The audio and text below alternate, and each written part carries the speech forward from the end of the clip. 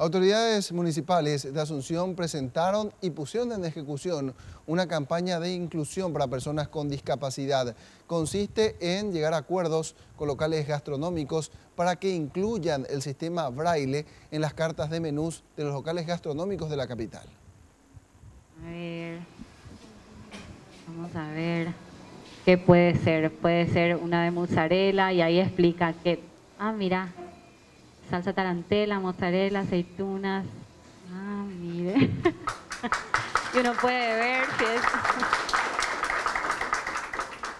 Así reaccionaba María Virginia Codas, quien se mostró asombrada con la implementación de esta herramienta en el local gastronómico, que se sumó a esta campaña que impulsan los concejales de Asunción.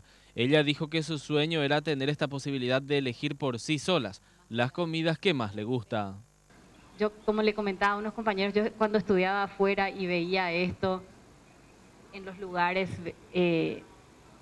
decía, ojalá que en Paraguay, ¿cuándo será que en Paraguay vamos a poder tener algo así?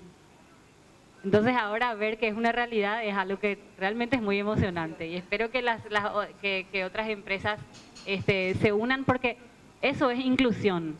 Esto es accesibilidad, ¿sí? Pero cuando la empresa o cuando de nosotros parte considerar esa participación de todas las personas, eso es inclusión.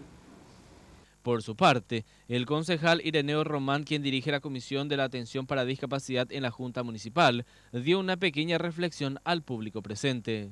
Inaugurando hoy nuestro primer menú gastronómico totalmente traducido al braille, dejo como reflexión lo siguiente. La limitación más triste que hay es la ignorancia. Qué mucho nos falta por aprender sobre ese mundo de personas con discapacidad que hace siglos son incluyentes, pero recién ahora nosotros nos estamos dando cuenta que así debe ser.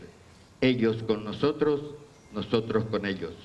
Porque hace rato que entendieron de nuestra incapacidad y la ignorancia, muchas veces que no tiene más remedio que tolerarlas. La intención de la Junta Municipal es que más locales gastronómicos se sumen a esta iniciativa, teniendo en cuenta que en Paraguay la discapacidad abarca el 12% de la población en general.